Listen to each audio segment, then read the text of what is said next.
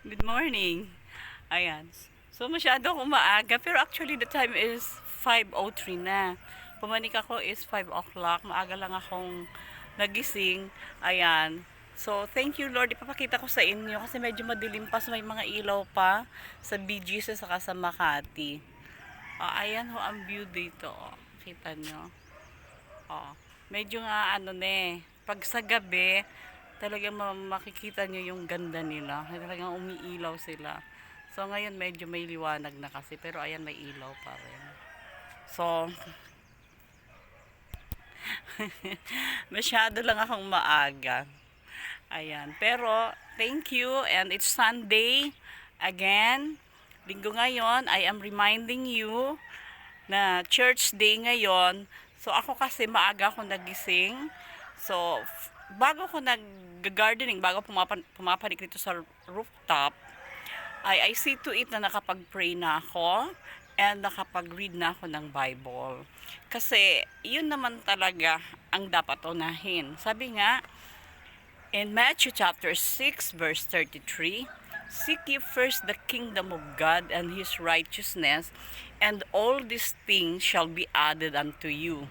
So kahit ano yung mga gagawin natin o saan man tayo pupunta o ano man yung mga nakahilerang mga gagawin natin, wag natin hayaan na hindi tayo makapag-pray at hindi tayo makapag-read ng Bible. No?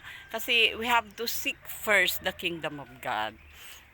Kasi nga, nagiging magaan ang lahat ng bagay at kung mapapansin ninyo, ino-order ni Lord. Gusto sabihin, lahat ng bagay inaayos niya.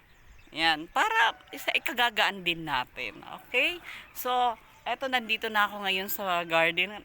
Madilim pa, hindi ko pa nakikita yung ano. Pero, ako, nagpapasalamat ako sa Panginoon dahil, eto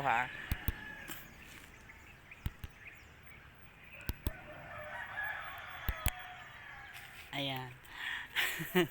Madilim pa kasi. Ayan. May malunggay. Ayan. Dapat bubunutin ko na nga to kasi nga yung lupa kasi dapat bago mo mag-replant yung lupa ay talagang inaalis yung mga ugat. Sabi ko nga, yung ano man yung sabi pag matigas, kailangan mo na siyang anuhin, lagyan ng mga uh, dahon-dahon, mga organic na fertilizer, organic. So ngayon, ayan, so I'm so happy, madilim pa kasi. But ayan na, ayan malunggay yan. Ako, masayang masaya ako, para akong taga-disyerto. Tuwang-tuwa sa mga bagay-bagay na maliit. So, thank you Lord. At saka, ayan, dahil nga naman Sunday ngayon, I encourage you to attend church kasi ho bilang nilalang ng Diyos at anak ng Diyos, okay? You are created by God and you are daughters and sons of God. It is your responsibility to have fellowship to fellow believers. That is a command. That is a command. So, huwag natin hayaan na ang araw na ito ay hindi tayo makadalo sa pananambahan. We have to worship the Lord together with our fellow believers, our brothers and sisters. Okay? Kaya sa akin, welcome kayo sa Heaven's Door Christian Church located at Upper Bikutan, Taguig, 3rd floor ng Heaven's Door Christian Academy. Nandun nakalocate yung church natin. So, I am inviting you. Okay? So, ngayon, saan man kayo naroroon, sabi ko nga, kung malayo ang church ninyo, taga-probinsya kayo, maghanap kayo ng church dito sa Manila na malapit kung saan kayo nakatira. Para hindi na kayo hassle, stress sa pagbibiyahe. Walking distance, mas maganda na. Gawin natin simple. Huwag natin pahirapan ang ating sarili. Yung mga galing probinsya. Okay? Pero yung may mga church naman dito sa Manila, at kayo ay namamasahe o whatever, well, kung doon talaga kayo tinawag ng Panginoon, be faithful. Maging faithful kayo. Mahirap po sa Kristiyano yung palipat-lipat para kayong butterfly. Okay? kailangan meron kayong isang simbahan na doon talaga kayo kakain. Because it is like a family gathering. Doon talaga kayo kakain kasama ng yung mga kapatiran. Okay?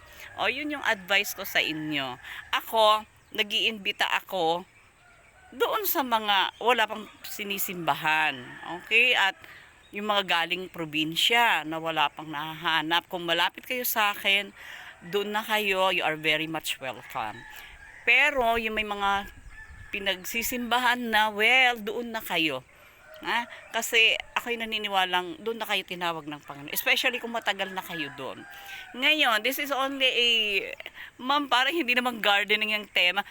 Tama lang yon, kasama na yon. Ganito yon. Alam mo naman ako. Okay. Happy Mother's Day. Because today is May 12. May 12, 2025.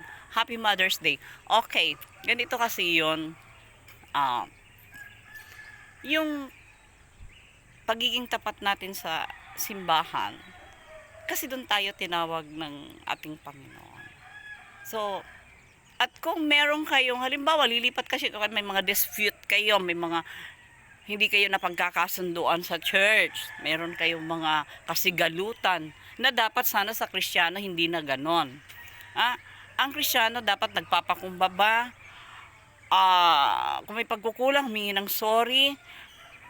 Kahit wala kang pagkukulang, kung talaga yun ang kailangan para maayos ang inyong dispute, say sorry. Maayos lang ang inyong gusot. Okay, wag na wag kayong lilipat ng simbahan na hindi ayos ang gusot. Okay? Kung ang dahilan kaya lilipat kayo kasi meron kayong nakaaway sa simbahan o meron kayong hindi na pagkasunduan, no. Kawawa yung simbahan na malilipatan nyo. Why? Because you're bringing the spirit. Espiritu yung daladalan nyo ng hindi pagkakasundo. Dadalhin nyo yan doon sa lilipatan ninyo. Okay? Pwede naman kayong lumipat. Pero ayusin nyo muna.